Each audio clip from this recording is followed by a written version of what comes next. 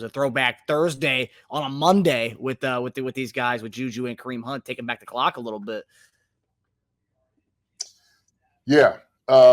Man, look, JuJu came in and 7 receptions, 130 yards, 18.6 average. He did just an incredible job. And like I said, that play, sure, he could have probably had it. He probably could have brought it in. Like Andre said, JuJu made up for it. He did. He made up for it. Not only that, but he caught the one that was down and out, and he caught it behind him. You know, when he slid on the ground and pulled it in. That was a hell of a catch. That was nasty. But this is, this is what I was saying. I was trying to make this point all week before then, is JuJu is the same guy we had in 2022. I mean, it wasn't like 5 years JuJu left. And I think sometimes people are like, oh, we ain't the same JuJu from 22. That was 2 years, folks. Year and a half. I mean, it ain't really been a whole 2 years. And so JuJu is here making plays. Yeah, the Pats didn't know how to use him. Yeah, he probably wasn't as healthy as he should have been. Yeah, they got a whole different type of demand up there than they do down here in Kansas City. But this is an indication, and I don't know if Marcus, do you have that video to kind of show a little bit what, JuJu's comments? Yeah, we got it. Here. Yeah. I'll roll it. This is the difference. In the locker room when you won the Super Bowl a couple years ago, when you were here, you feel that same kind of vibe here now, even though there's a bunch of different people? Yeah. Man, I'm telling you, there's no place like this, man. Like what we have here is so special. Like, it's unreal. Like, from the workers in the cafeteria to the workers in our locker room, like the janitors. Like, I was eating breakfast this morning at Chick-fil-A, and I saw the janitor, like, just saying what's up to him, like, random. And just, like, connection we have, it's just everyone around the building is just so much, like, that chemistry is there. Come on, baby, go. Yes! That's a first down.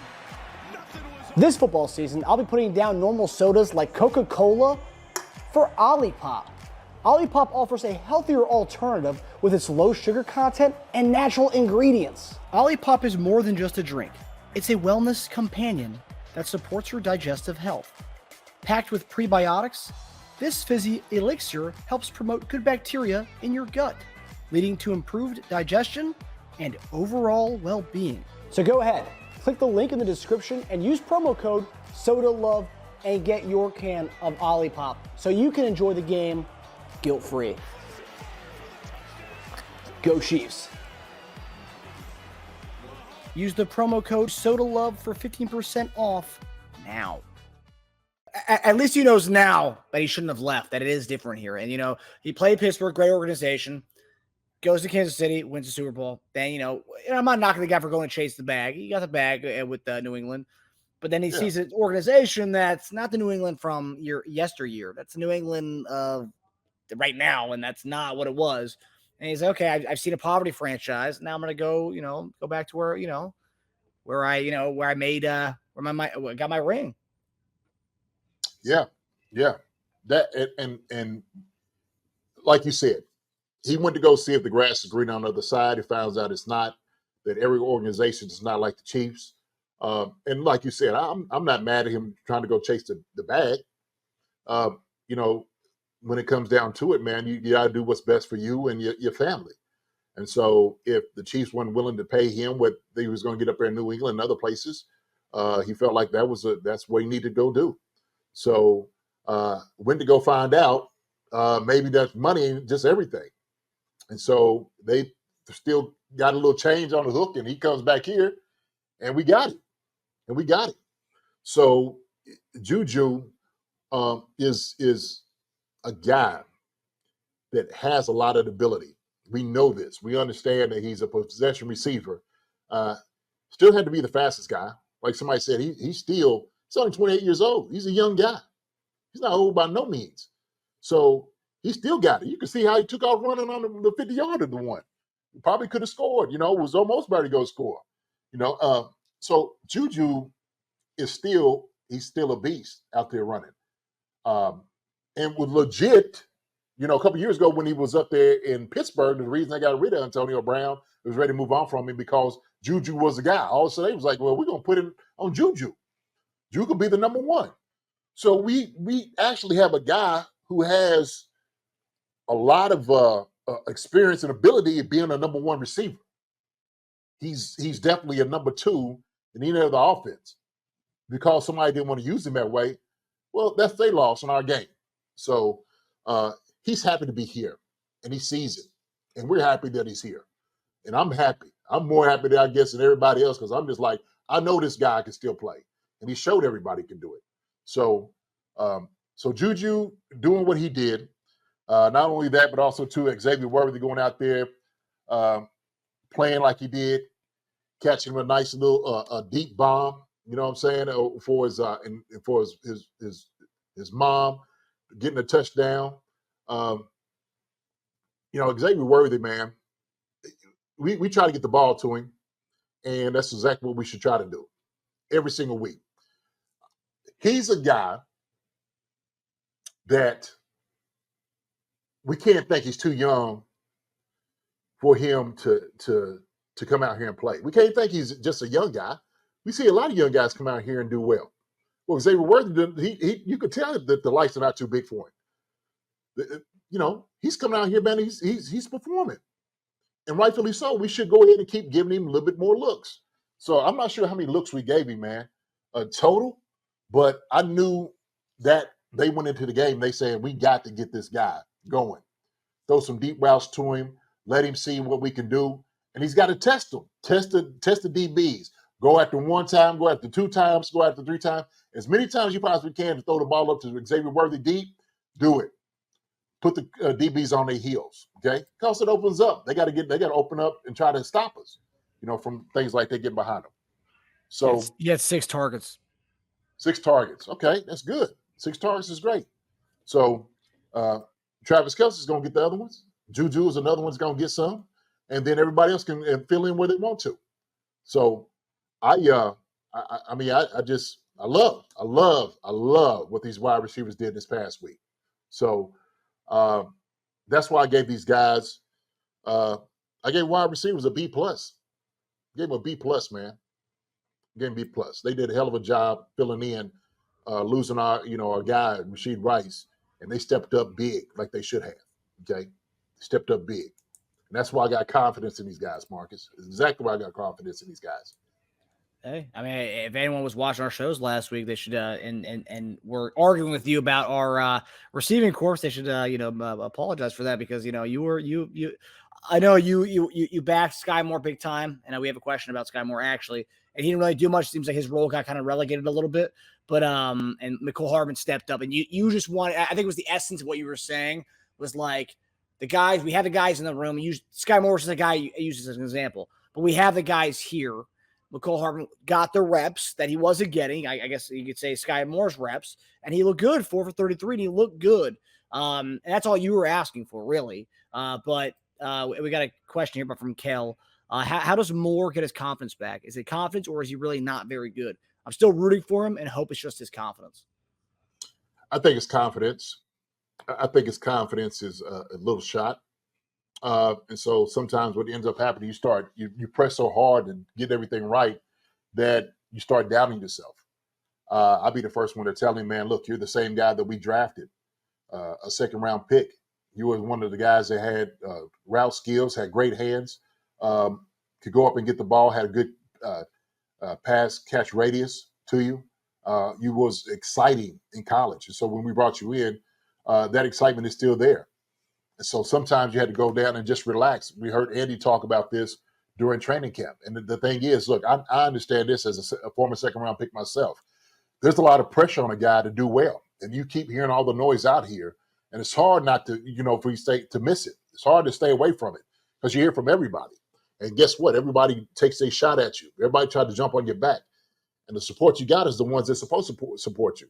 And sometimes you start hearing, grumblings from other people that you live around, neighbors, and Sky Moore sucks. And in social media, man, it's probably one of the worst things ever for people's confidence because guys check it, and they do.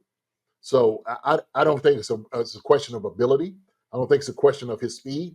I don't think it's a question of his route running. It's all in his head right now at this moment. So hopefully this week when he's going in, sometimes you just got to play. Say, look, man, if you make a mistake, just make the mistake and move on from it. That's what you got to do. And so, of course, when he drops the kickoff, picks it up, everybody's like, oh, here we go, Sky Moore again. And somebody said something about, oh, JD, what you about Sky Moore? I said, what about it? Man's still on the roster. That's what's all about him. So I'm still rooting for the guy. He's still on the Chiefs. I'm still rooting for him, and we'll still continue to root for him. Okay, I'll be on the table talking about Sky Moore until they decide to do something different. Other than that, until that day comes, he's my guy, just like each and every guy that's in that locker room is. And so that's where I am as a former player, as somebody that had coaches, understand the guys go through things as a coach. You got to stick with him. It is about perseverance, but also, too, you got to help him get out of his head mentally to get him back with his confidence, knowing he can do what he still was able to do, what we employed him to do. Yeah, so agreed. Appreciate the contribution from Rustus and Droid. Appreciate it, man. Moore's never been good at KC. I like the guy, but come on, 3 years now, he needs to go. That's fair. I mean, to each their own. Hey, man, look, Rust and Droid, or whatever USA. Appreciate it, first off, for the $5 contribution, my brother. And this is just a difference of opinion. The 3 years he's had here, this is actually his third year. Last year, he ended up getting hurt. And so Sky Moore is still playing catch-up somewhat. And I said this, Marcus. I said, Sky Moore might be a guy that needs to develop. He'll have to develop slowly. We can't expect a guy to come in like Rashee Rice and get it right away, right? But I was saying the same thing about Xavier Worthy. Like, there's some things he can do. Like a first-round pick, there's some things he should be able to do and get him up to speed. Some guys take a little bit longer. That's just what it is. So teams have patience. The Chiefs have patience. Sky Moore, he's contributed to the championships. So the catches he's made, 20-some catches the year after that, all go into winning the championship. JD, you should be on the Chief staffs. You're a motivator. I still think you'll be a good attorney, though. You know what? I hear that all the time. But you know what? I'm always going to come in, and I'm always going to fight for my guys, Rick. Appreciate seeing you out here, Rick, for sure. So anytime they want to employ me on the staff, I'm always here. They know where to call me, Yeah, we have an insider in the staff then. Yeah. But the thing is, what coaches see is different what fans see. Coaches see it because they see him every single day. They see his film study. They see the work that he puts in. The fans don't see that.